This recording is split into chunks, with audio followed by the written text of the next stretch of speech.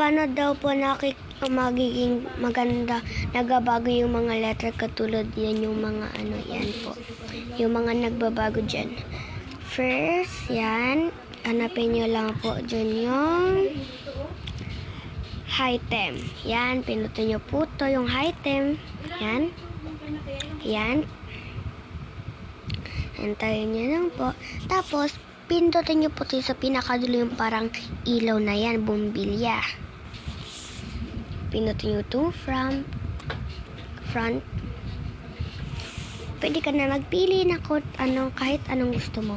Halimbawa, ang napili mo ay ito. Yan. Yan. Yan lang yan. Okay?